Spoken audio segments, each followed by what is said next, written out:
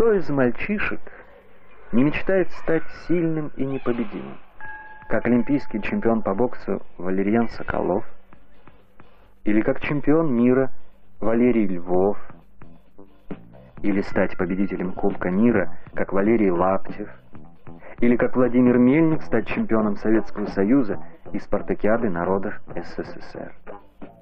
Эти спортсмены из Чувашии, гордость советского бокса, воспитанники заслуженных тренеров РСФСР и СССР Геннадия Николаевича Герасимова и Михаила Степановича Степанова.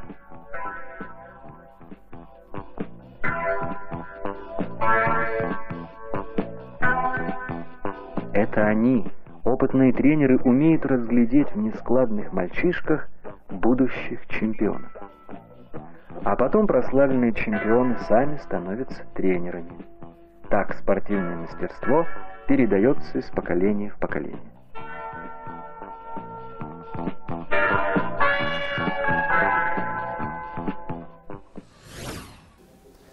В 2022 год главой Чувашской республики объявлен годом выдающихся земляков.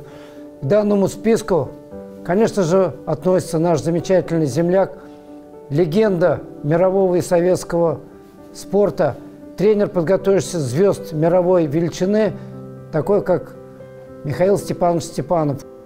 Цивильский район чтит память своего замечательного земляка, легендарного тренера, уроженца деревни Черши. Это тренер, величина действительно мировая, являясь судьей всесоюзной категории, одним из лучших тренеров нашей страны, Советского Союза, Михаил Степанович много помогал при проведении республиканских соревнований на территории Цивильского района. Михаил Степанович является моим тренером. Много лет я являлся членом сборной команды Чувашской республики, и его богатое наследие, конечно же, мне помогает в повседневной тренерской работе. Сегодня мы собрались все-таки действительно в доме замечательного человека. Дом – это родительский дом, родовое гнездо Валерия Константиновича Львова, нашего замечательного человека, чемпиона мира. Все мы здесь все-таки являемся учениками Михаила Степановича Степанова. Ну, про Михаила Степановича хочу. Во-первых, он боксировал очень смело. Он не боялся. Да, он не боялся. У него соперники, вот я сам-то все бои, конечно, не видел, но я видел нам несколько боев. Вот, и он с такой смелостью боксировал любым противником. Пусть там, как говорят, из Грузии или там с Чечни попадались соперники, да. Он смело шел вперед, боксировал и мог ударить и ударял. Удар сильный. Особенно с правой боковой или правой прямой. Люди, как говорится, не падали, короче, как говорят у нас в боксе, говорит, да. У него даже, как он рассказывал, говорит, боксирует, говорит, зажал, говорит, противника канатом и ударил справа. Он, говорит, прямо в лоб попал, нокаут. Рука, говорит, треснула, говорит, у меня. Но, говорит, я, говорит, то есть он такой смелый, и после того его тренировок, как вы сказали, на лапах, там, под его руководством тренировались, мы выходили на ринг, на бой, на соревнованиях, не боясь. Было трудно попасть в секцию бокса, желающих было много, и с осени попасть туда было очень трудно, я это на себе испытал. То есть с высоты вот этих наших сейчас лет, можно сказать, тогда шел естественный отбор.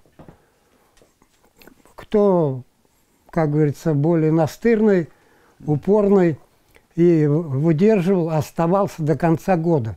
Ставили-то как? Там не просто самоотбор был. Дело в том, что сначала давали срок, сначала без перчаток, сначала стойка там, туда-сюда, потом в перчатках уже, потом небольшие спарринги, и потом уже где-то через полгода тебя ставили или с переразрядником, или еще, да. Прошел отсев.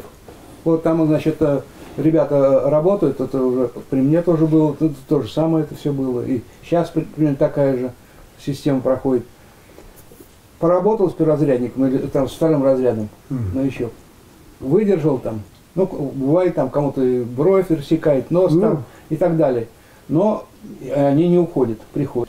Ули Дергин, Михаил Степанович так сразу, там сначала ОПФ, гусиный шаг, там туда-сюда, и сразу Михаил Степанович говорит, ты в штангу, ты в баскетбол, ты там в волейбол и так далее.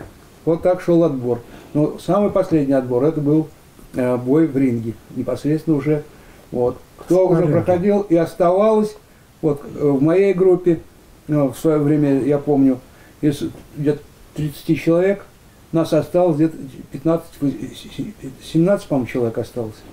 Остальных все, кто ушел сам, кто в штангу, как тренер сказал, там, то есть отселись. Вот так шел отбор. Конечно, становление «Динамо», оно довольно-таки интересно. Вот, и становление бокса в республике по материальной базе, по, значит, обеспечению. Обеспечение, конечно, было. Потом, значит, становление бокса пошло. Нам потом второй этаж дали. Именно в этот же период, вот в 70-х, уже в Союзе заговорили о школе бокса чувашской.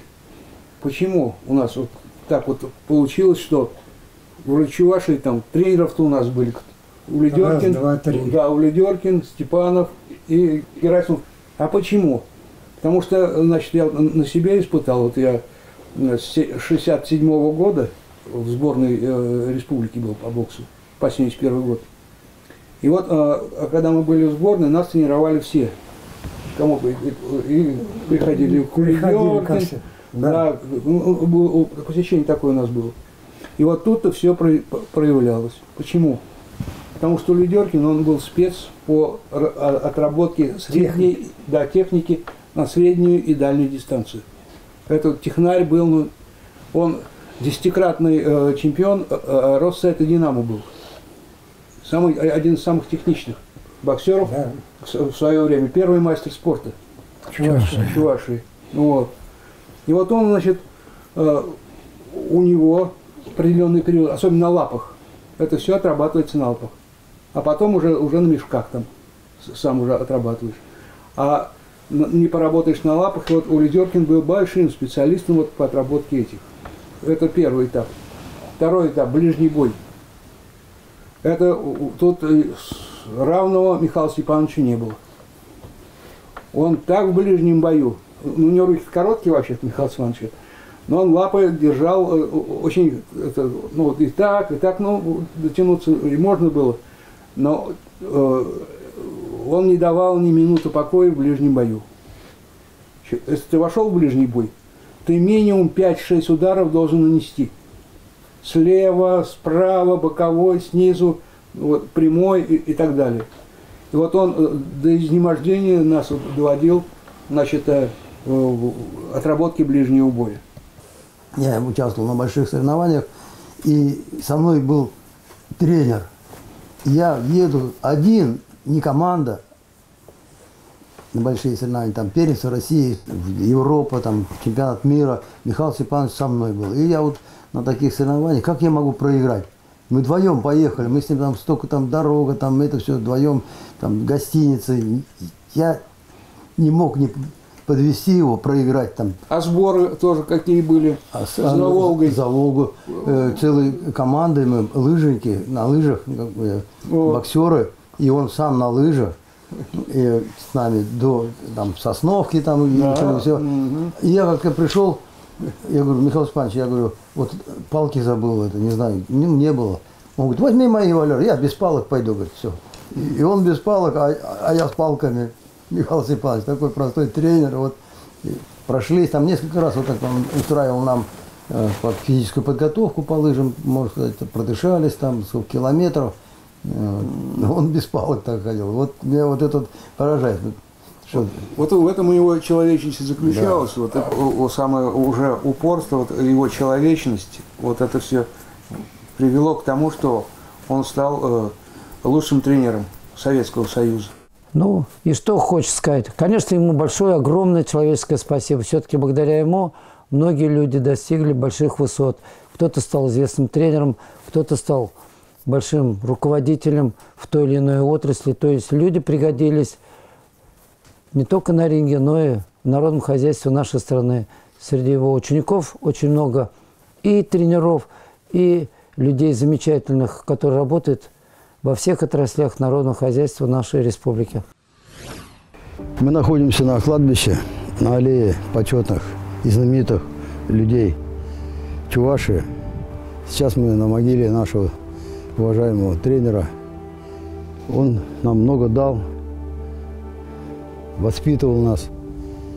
Для нас он очень дорог. Переживал за нас на соревнованиях. Всегда был такой целеустремленный. Всегда хотел, чтобы чувашский бокс был на высоте. Здесь также присутствует на кладбище ученик Михаила Степановича Степанова, Гордеев Валерий Витальевич.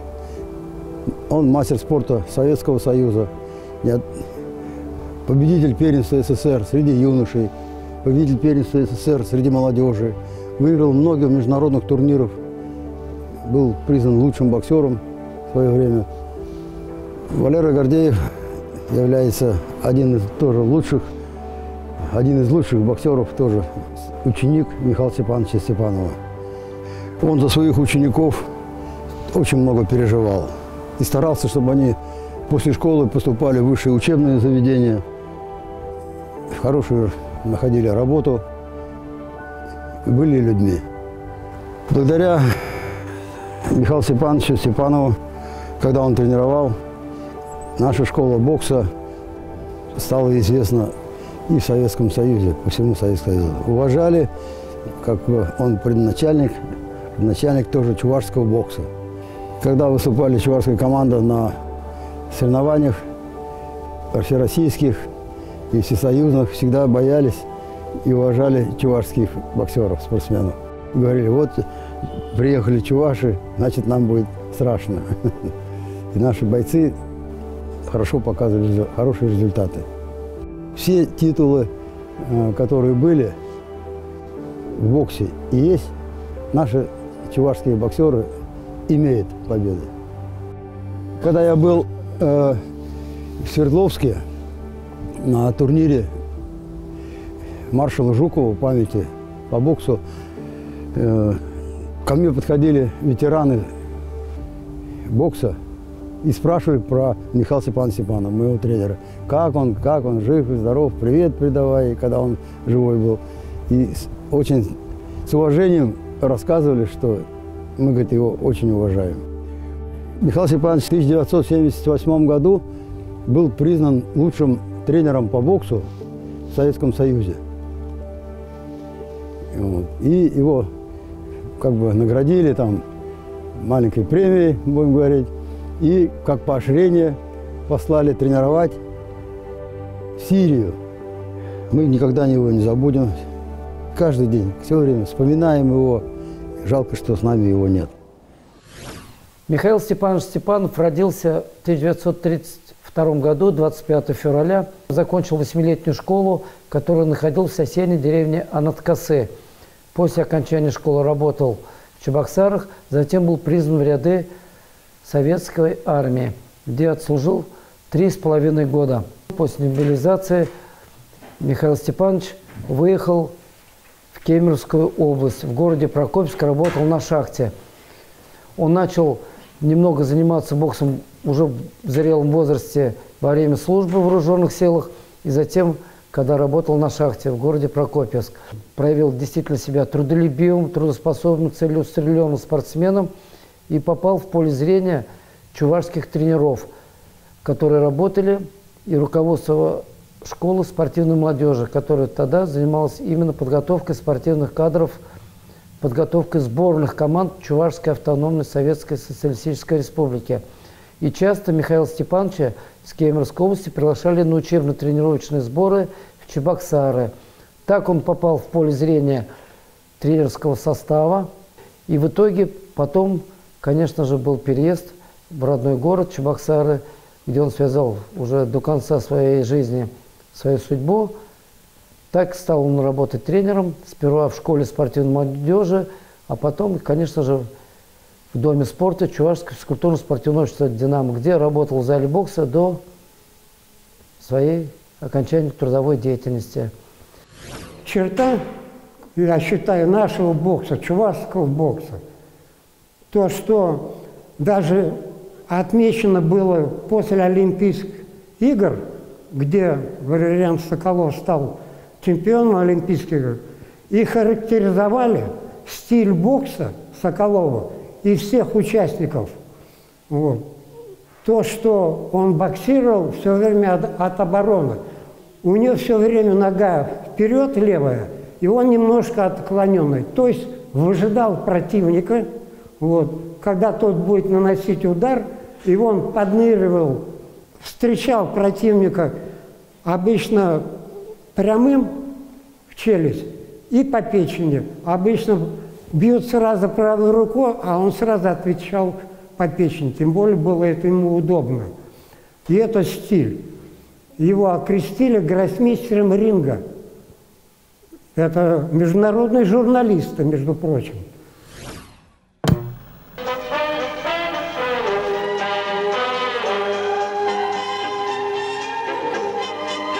Сергей Эдкеров, 16 лет, Чебоксары. Боксом занимается 4-й год. Первый юношеский разряд. В первенстве клуба «Динамо» Российской Федерации выступает впервые. Но Чебоксарская школа бокса давно пользуется доброй славой, а дома помогают и канаты ринга.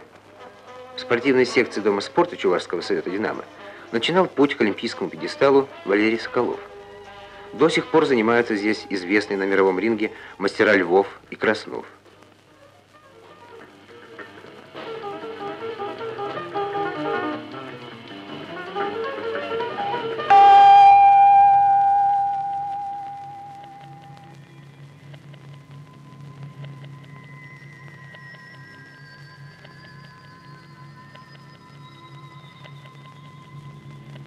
Валерий Елховский, 16 лет, Иваново, первый юношеский разряд.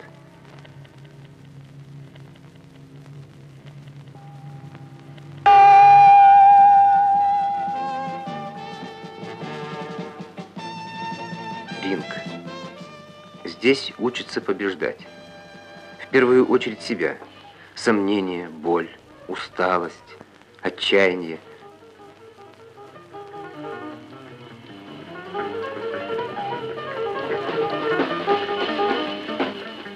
Годы тренировок и короткие минуты поединка. Тренер и здесь, около тебя, но побеждать ты должен сам.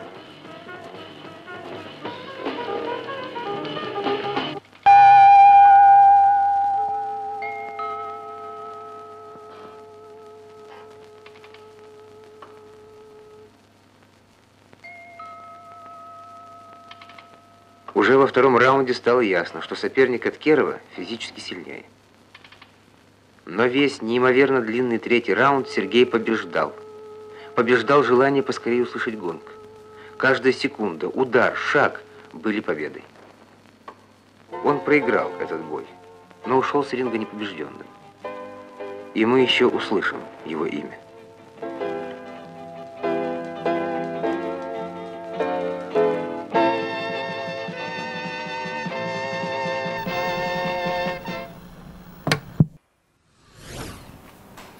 Да, этот бой я проиграл, это было давно.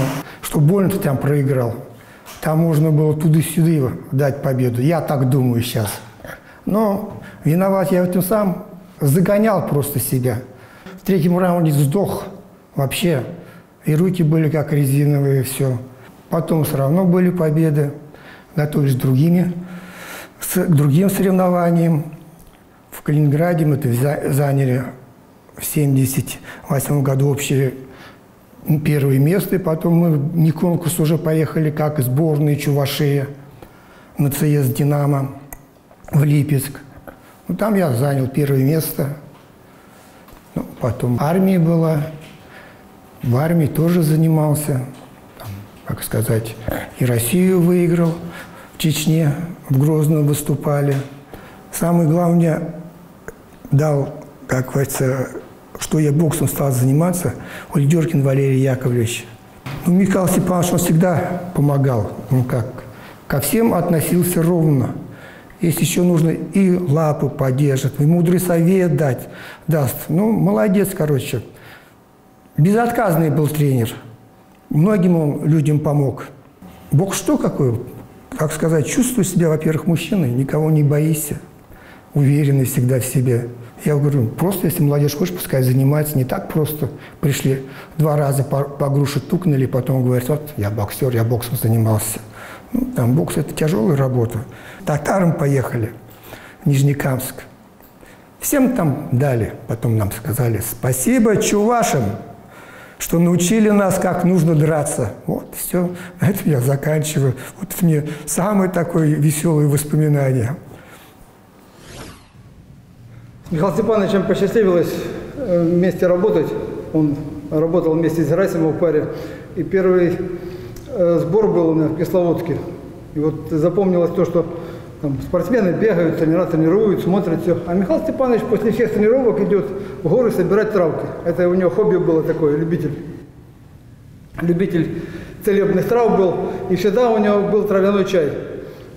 Еще был такой случай, мы поехали с Михаилом Степановичем на молодежные игры России, в Иваново проходили.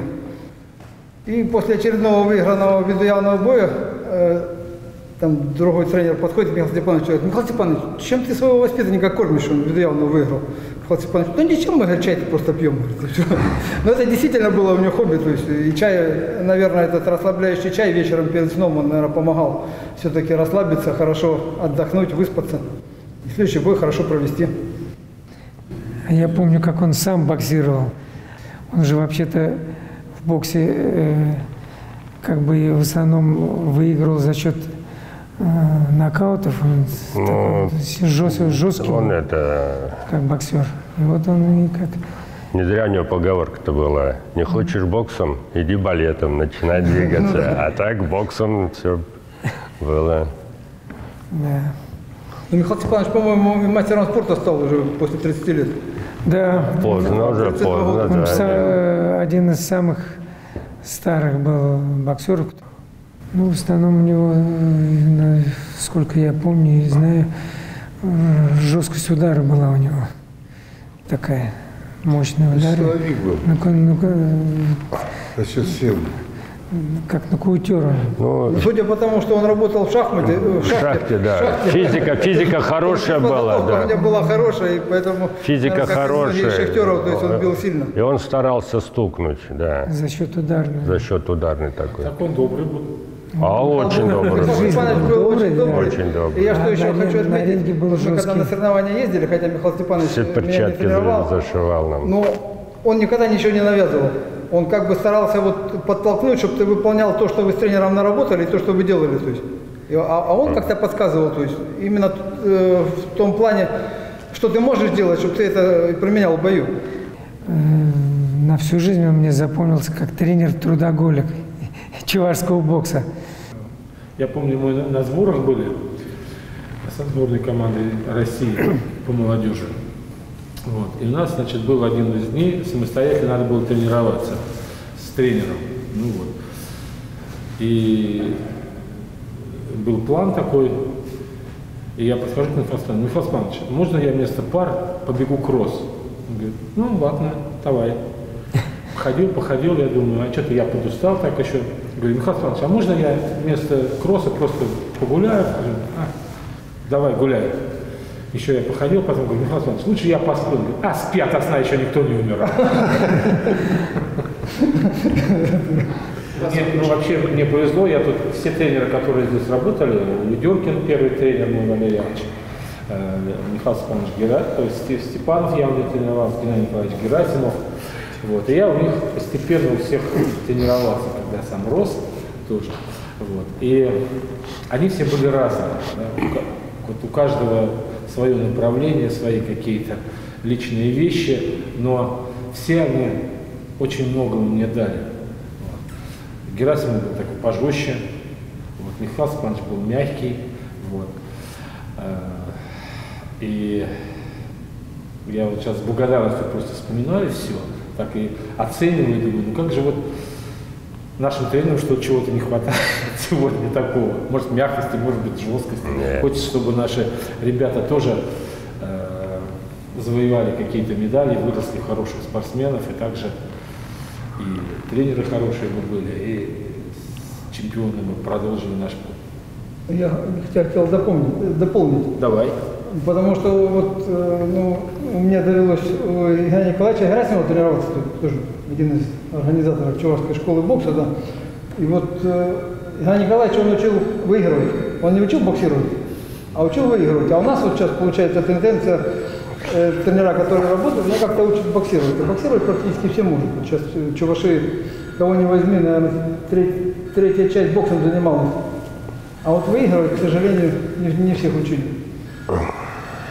Что самое главное, а разница большая, подсказываю. И что самое главное, он умел найти того, кто выигрывает. Да. Все просто на нем концентрировать внимание, у него как, больше внимания уделять, да. Как чутье было на чемпионов. Спасибо нашим тренерам за то, что... Низкий поклон. Самое главное, они сумели как-то организовать свою тренерскую деятельность в том плане, что каждый из них дополнял друг друга. И как бы по частям Михаил Степанович, он такой трудоголик был, добрейшей души человек, который мог находить и работать с людьми. Оля Деркин был сам по себе такой техничный, как пример был техники бокса. Герасимов – это тот человек, который умел именно в конкретном человеке найти именно то, что ему нужно, и умел найти лучшего. И именно эти три тренера, Герасимов, Оля Деркин и Михаил Степанович, они как бы объединены были как бы в одно целое. И мы не чувствовали, что тренировались или у того тренера, или у этого. Мы чувствовали, что мы тренировались в «Динамо» и занимались боксом в «Динамо». И не у какого-то там тренера, у кого-то из них, а все трое из них были нашими тренерами.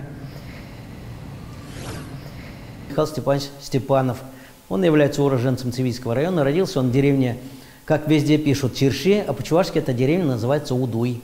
Могу сказать, что он, как и рядовой, как и любой чувашский парень, вырос в деревне, бегал босиком, его любили с детства, уважали. Но я хочу сказать, что его приезд для нашего района, для его деревни, родной деревни, это был действительно праздник. Праздник от того, что он был человек не очень-то высокого, будем говорить, не высокомерный он был. Он был хорошим человеком, общительным, любил чувашскую песню, любил людей, любил жизнь и вообще любил он чувашей, очень даже. Это вот по нему видно было. Он постоянно только говорил на чувашском языке.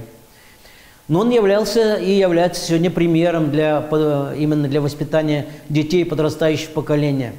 Он немногословен был, по принципе, но он умел людей настроить на большие дела. На большие дела, как нужно отстоять, как можно противостоять, какие приемы нужно будет. Это у него в крови, конечно. Мы гордимся им.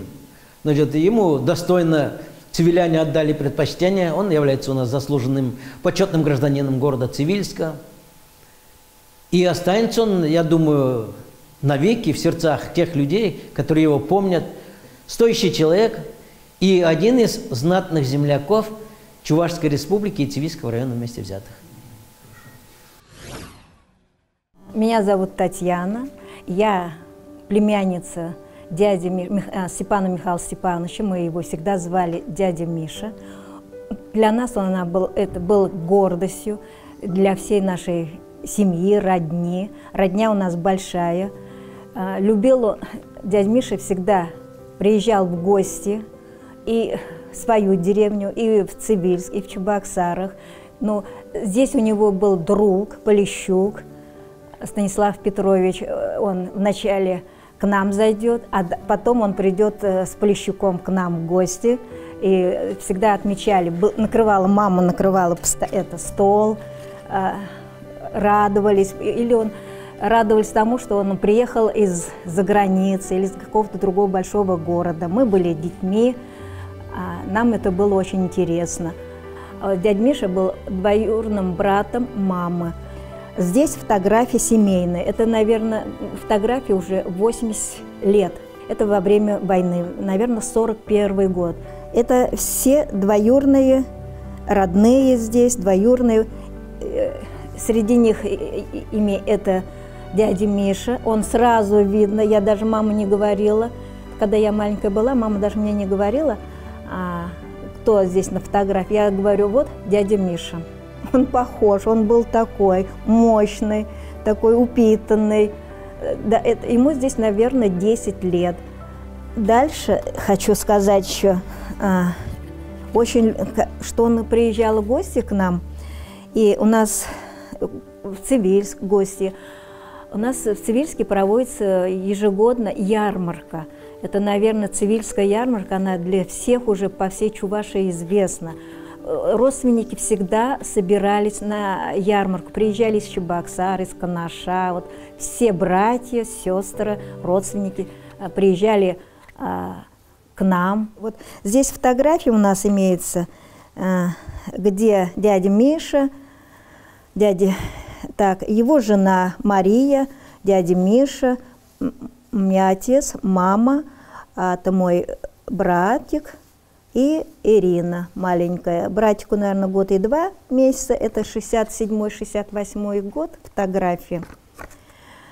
Это около Цивиля, на ярмарочной площадке. Здесь вот, это мои родители, а отдельную такую фотографию Ирина взяла, а это вот общие фотографии, где они вот фотографировались на ярмарке.